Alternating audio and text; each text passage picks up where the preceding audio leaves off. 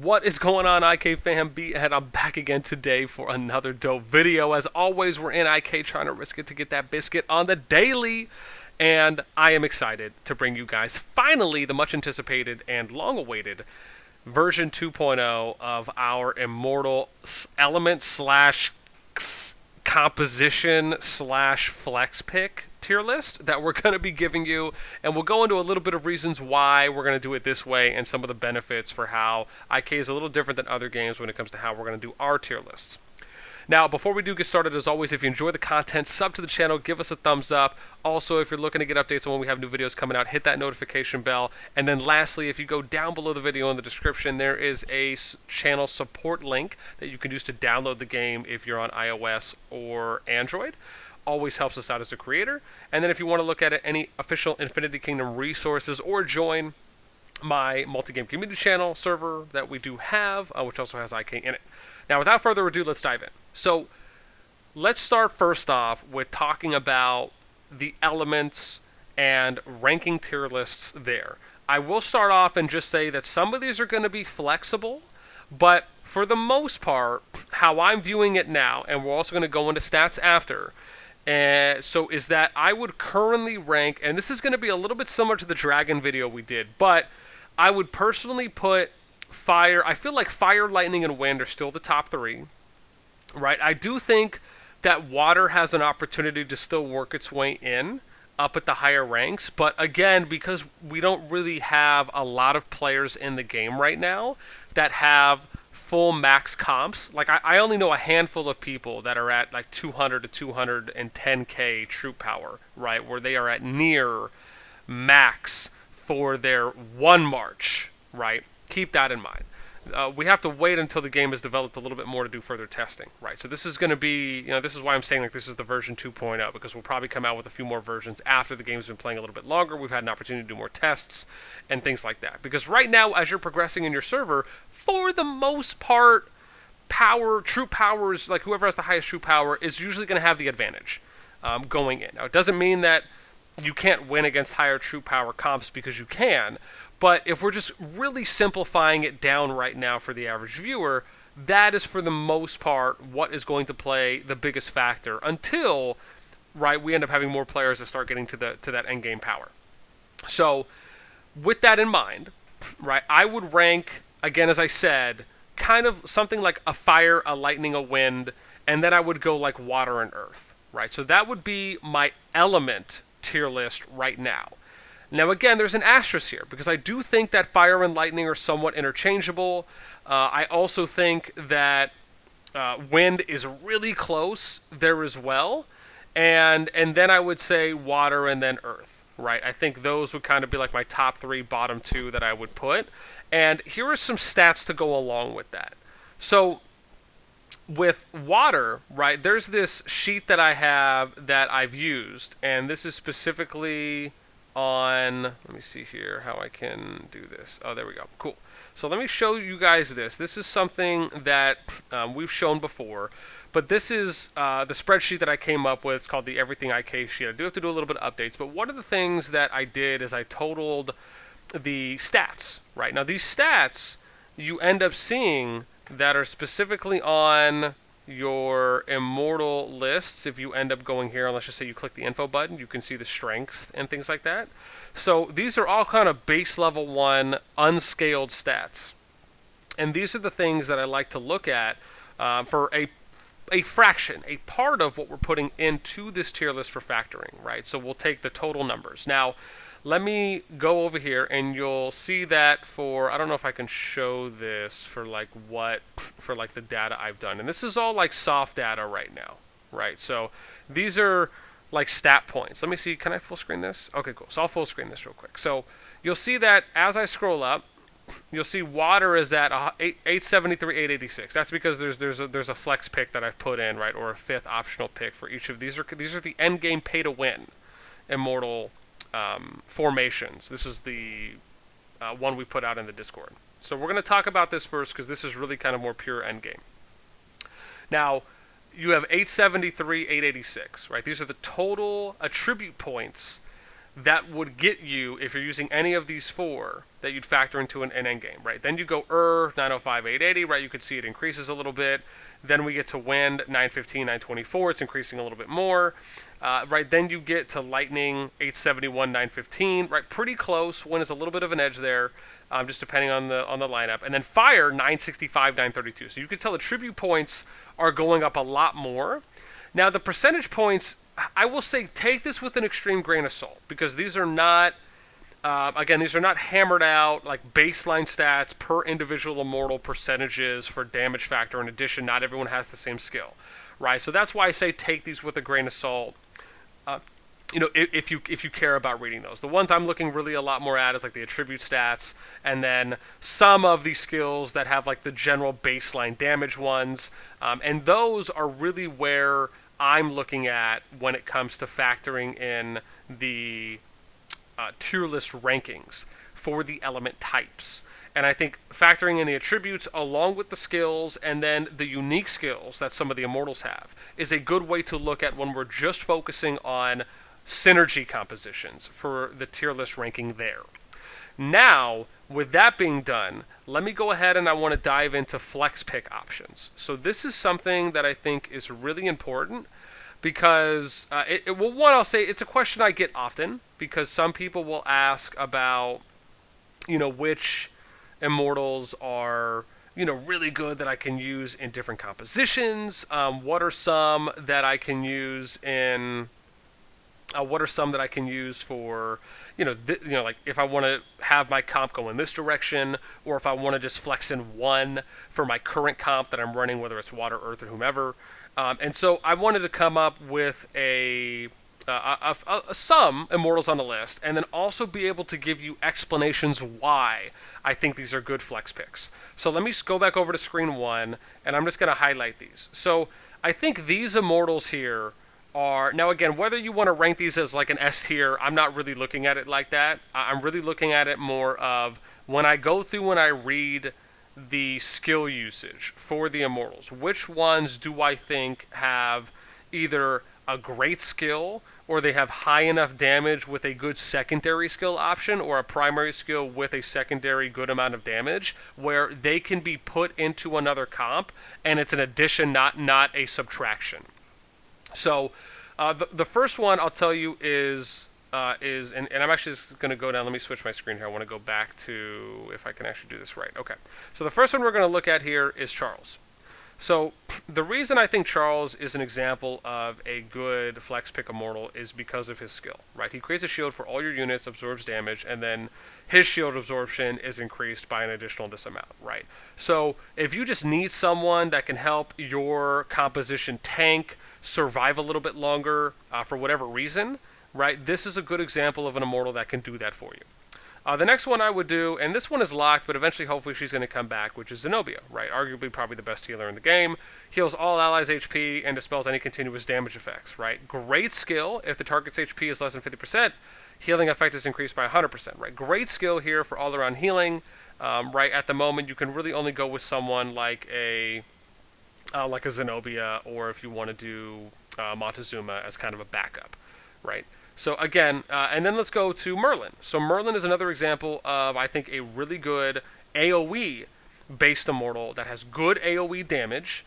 And also, if you want to run him in the combo, which is why I'm including him in here, right? Because if you can include him in the combo, then you're going from 520 to, if I can do math correctly, to 6780, right? You can push the damage rate to, if you're able to proc the chill. So I think that he has potential to be a really good flex pick if you're looking for some AoE, but you want to run him in a specific comp where he can proc a chill. Then you have, my next one here is going to be, I think he's right, here we go, Peter. So I like Peter because Peter has great high damage, one of the highest burst damage rates in the game, as far as for a line attack. And then he also so he'll dispel all buffs and inflicts physical damage, right? So he purifies the enemy targets ahead. He dispels all buffs, which I think is great if you're working on any kind of, if you're going up against any kind of a buff comp or anyone that does specific buffs to your immortals, right? This is an example, I think, of someone that can be a good flex pick if it's something you need to put in the counter, or if you just want to have it in there just really for almost the dispel kind of. Then I'll say the next one I have is Siegfried. So Siegfried, even though from my understanding he's not currently unlocked, and I think maybe only a few people have him from my understanding, I think Siegfried is fantastic. I mean, again, he has the highest, right? He has the highest damage rate in the game at 1,320, right? But he deals damage equally shared by enemy targets within a range.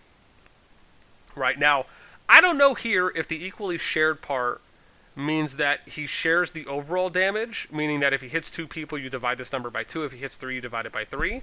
That's kind of how I'm interpreting this, because it specifically has that language in there where it doesn't say, does this damage within a range, or it's a line attack damage, right? Like the line attack, you're hitting that number that's in a line, so both those immortals are going to take that amount.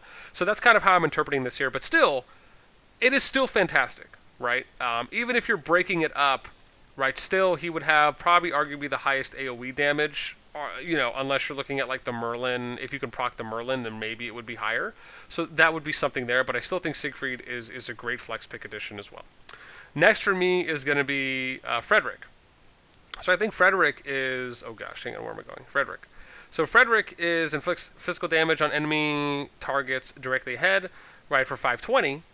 And he recovers his HP equivalent to 30% of the damage amount. So the reason I like Frederick is because he's self-sustainable, right? So you have this lifesteal factor, this drain/lifesteal secondary skill mechanic that allows for him to sustain longer in battle, right? On top of that, he has high damage output.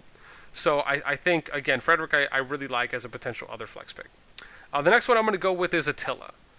The reason I like Attila is primarily because of the silence that he gets, where he deals and enemies cannot gain energy or use skills for 4 seconds. I think this is great, especially if you want to like use this in like some kind of like a chain stun debuff combo or something like that. I think there's a really good opportunity here. Again, the damage rate is okay. He does it in a fan shaped, but right, and the silence rate is 50%. So it's not as though it's a guarantee, but I do think that the silence is really strong, right? I think being able to stop energy regeneration just slows down how many skills can be used throughout the course of battle, which is something that he can delay. So that's the reason I like Attila. The next one is going to be Genghis. So I like Genghis because of primarily he does all enemy damage, and then he causes wound. Enemies cannot be healed for 10 seconds, right?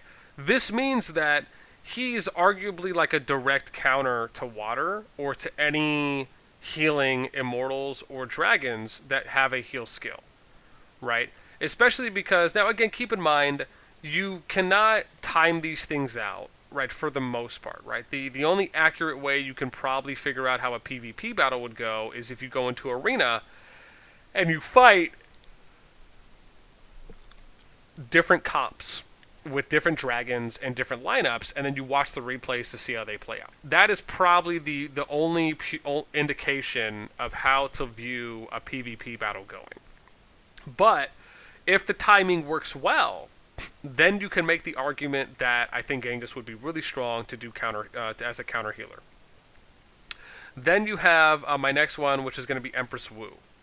I think Empress Wu is great. I think the fact that she has the potential to do a lot of damage, which is 600 at max to one random enemy unit, and then it has a 60% chance of causing equal damage to another nearby random enemy up to 3 times. So, if I'm reading this correctly, I think the up to 3 times, I'm just going to take that as max, not like up to 3 times plus the first initial hit. I'm just going to take it as up to 3 until I hear otherwise. But still, that's 1,800 percentage damage that can be done in total. And sure, the percentage might not be exactly accurate because you're doing 600 individually 3 times, but I'm just using that for simplistic sake during the video. So I think that's great that she has the opportunity to potentially do that much. I think obviously hitting like 1,200 is probably a little bit more reasonable than going up to the nearby. Or sorry, to maybe proc the third one if it does 60% for each individual attempt or reroll after the first hit. But I still think the damage is great. The next one I'm going to do is Gilgamesh. I like Gilgamesh because, again, he's another high AoE dealer, very similar to Merlin, right? He has the 400 damage plus the 80 continuous, which procs 3 times, so you're looking at 240 plus 400, right? That's 640 consistent, which is higher than Merlin, unless Merlin hits his chill. Then the next one we'll talk about is, again, is Theodora. Actually, we already talked about Theodora. The other one I need to do is Zenobia, which is right here. So Zenobia is the other one that you can get from the VIP packs. And again, right, you're restoring HP, right? Similar to like the Water Dragon first skill, right? 2 troops with the highest troop number losses, and the 2 troops will gain HP for 6 seconds with every successful hit with a normal attack. So not only does she heal, but she gives them lifesteal for 6 seconds, which is cool. So again, I think another good example there if you're looking to provide some more sustain. Like you could arguably use Zenobia, you know, as an example. If you have like a super bursty comp, you put her in there, right? And you could put her, like an example would be pairing Zenobia with someone like, oh gosh, where's that guy? Oh, I'm forgetting people's names now. Hang on, I'm gonna find him because this is a really, like Alexander, right? Who has increased attack speed and damage. Right, he's doing a lot of hits, so he's going to sustain a lot. So you could do someone like Zenobia with like some attack speed. Immortals, right? That's just one random idea, but I think that's something that could be viable. Then you have Yoshi, which is the next one. I think Yoshi's great. He does high damage, right? He has 410 damage per hit, which shoots 3 arrows in a row, with each arrow inflicting physical damage to that amount. If the target has less than 50% troops, the damage increases, right? So this goes from doing 410 to 615 damage, right? Which means that if you hit 3 troops with less than 50%, you're looking at, what, 1845 overall damage. So I think Yoshi has great opportunity to do a lot of damage. The last 3 we're going to do is going to be Elizabeth. So I think Bathory is a pretty decent immortal. Again, right, inflicting damage on 2 random enemy units for 3 seconds. For 15, that means it hits 5 times, right? And that means that you're going to do 250 times 5. You're looking at 1250 damage for sustained damage. That's on the first skill. Now the second skill, right, and transfers 25% of the damage to the caster's HP. So you're also getting lifesteal from it as well.